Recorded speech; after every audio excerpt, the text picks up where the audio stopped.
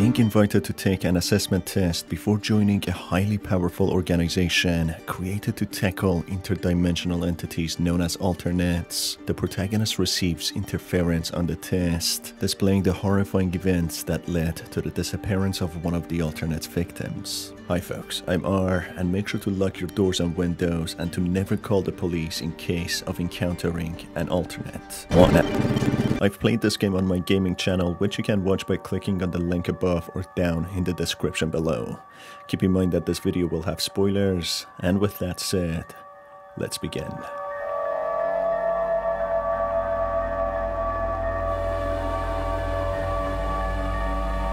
The unnamed protagonist watches an interactive video called The Assessment Examination created by AAD, or the Authenticity Assessment Department, in order to test his ability to differentiate between real people and alternates. If the protagonist provides satisfactory answers and passes the examination, he would be awarded a job as a new member in the department. The automated interactive video instructs the protagonist to answer some personal questions about himself, with the first one asking how the protagonist heard about them, which at first seems to be just a marketing question. However, it's soon revealed that this question bears much more than just purposes for marketing, with the third choice in answering this question being a dream, which portrays that the Authenticity Assessment Department also makes sure that their candidates for the job are not alternates, who want to infiltrate their organization and destroy everything from within. It seems as if this organization has somehow discovered that alternates receive premonitions of where to be and what to do, as if they are instinctual beings, all being part of a larger hive mind, while at the same time being independent. The questions then ask if the protagonist believes in God, fears death, and has anyone he loves in his life, depicting how this is not a safe office job where the members are protected behind their screens, but in fact, it's a pretty hands-on kind of job, staring in the face of death and challenging alternates, interdimensional beings able to take over one's existence. Therefore, the people who work in the AAD are brave and selfless individuals who sign away their lives and possibly enroll in a losing battle. After the first set of personal questions, the video instructs the protagonist to answer the next set of questions, deciding on whether the individuals shown are to be trusted or not. The video confirms that the decisions the protagonist makes are going to be the deciding factor of whether the protagonist is a suitable candidate to be employed or not. In the midst of analyzing each image of a person carefully, a sketch of a child appears with a question asking, "Who are you talking to?" when the sketch disappears, with the video going back to the assessment. The sketch portrays how a child could have been targeted by an alternate, talking to it, being questioned by his parents to whom the child is speaking to. That's when the video is interrupted by an in-game real emergency call made by someone called Francisco Estrada, a 19-year-old gas station store cashier. Francisco is labeled as victim number 2, who reports on encountering a deformed child who has blood on him, looking as if it's a walking corpse with multiple mutilations, while seeming to be fully alive and uninjured, asking Francisco for help. Francisco, not knowing what to do and being scared of what the child looks like, asks the emergency operator for advice, with the operator pushing him to assist the child, as the earliest ambulance would take more than 20 minutes to arrive. After the cashier, in a petrified manner, interacts with the child, the line drops, with Francisco in fact turning out to be a victim of an alternate, with the child being nothing but this interdimensional entity in midst of transforming into a shape of a child. The following images reveal the horrifying shape-shifting stages of the alternate into a child, eventually looking normal. Therefore, the sketch which was shown earlier of a family and a child was seemingly of the original child interacting with an alternate who subsequently fell victim to it and had its existence replaced by the alternate. The blood on the child's body could possibly indicate that it killed the rest of the child's family, the child it took the shape of. Even though alternates typically don't directly injure their victims, with physical injuries causing blood loss, in the scenario, the evidence leads towards physical injury. Alternates typically make the victims disappear, with their fates being undetermined, maybe going to a different realm or simply ceasing to exist. Therefore, the first victim before Francisco could be the child in question, who was replaced by an alternate who was observed while transforming by the unlucky gas station store cashier Francisco, who as a result became the alternate's next victim.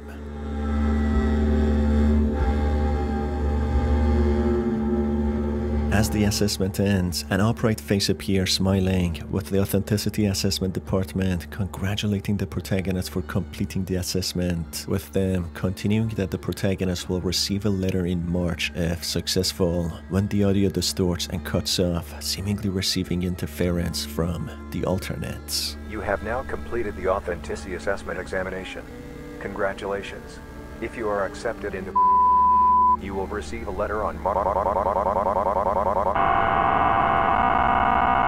A number of missing person posters are then revealed, with the last poster belonging to no other than Francisco Estrada, the 19-year-old gas station store cashier who has most of his posters' information redacted.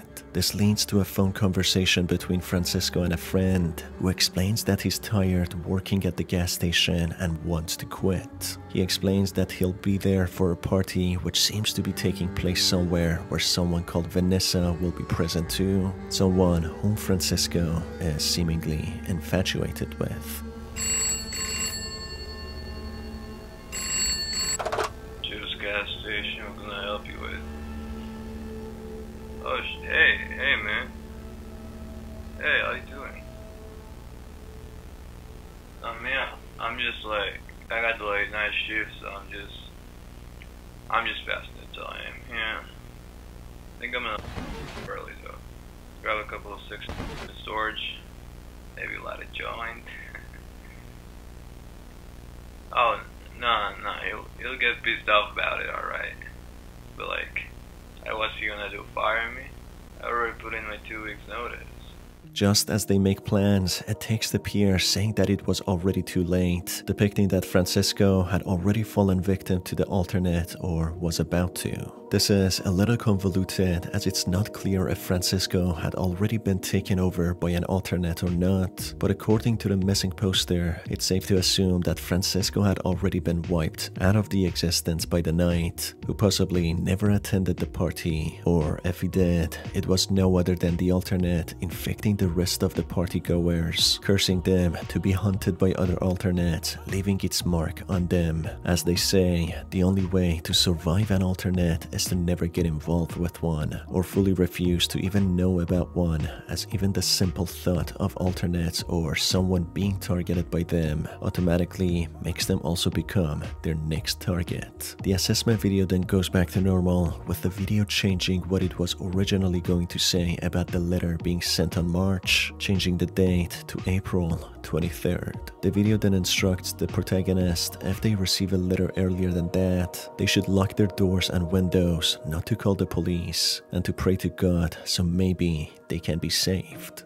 This of course reveals that the assessment video had already been affected by the alternates, who changed the date of the letter to 1 month into the future, instructing the protagonist not to interact with any letter received earlier. This is a tactic the alternates adopted to prevent any suitable AAD candidate to be hired and challenge them.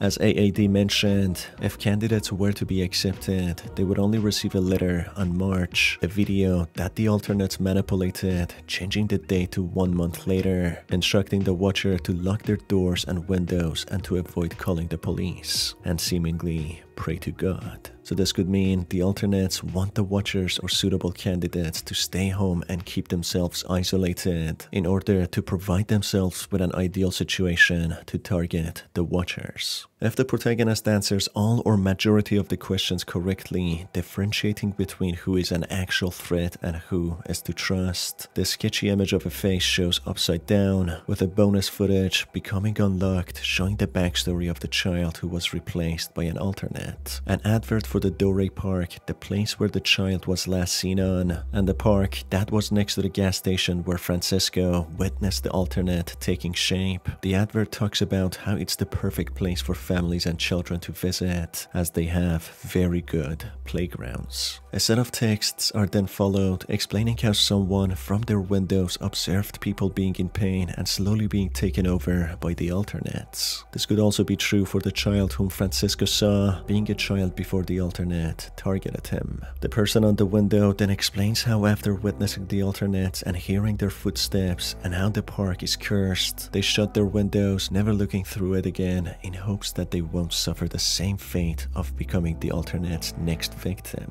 as even the knowledge of alternates and knowing they have targeted someone causes them to telepathically tether themselves and hunt the person. The video then ends similarly to the first one, with the protagonist being instructed similarly to stay home and lock themselves in if they receive a decision letter earlier than April, seemingly falling victim to the alternates despite answering everything correctly. Alternatively, if the protagonist answers all or majority of the authenticity assessment questions incorrectly, a new bonus footage is unlocked, drawing parallels of the Big Bad Wolf in Red Riding Hood story to the alternates, on how someone's grandmother was replaced by an alternate, slowly taking shape and transforming, while the grandchild notices how strange the grandmother looks. A set of strange texts then appear on how someone called Avram, which is the Hebrew equivalent of Abraham, is being told on how he has failed someone, with their counterpart being left in sand, surrounded by lies and suffering, with someone laughing.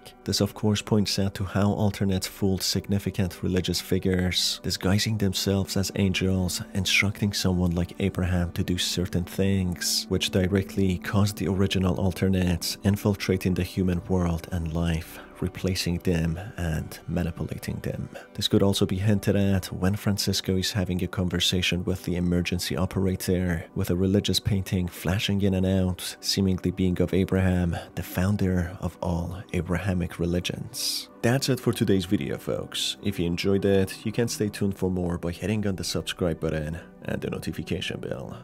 It's been your host Dar, and I will see you on the next one. Take care.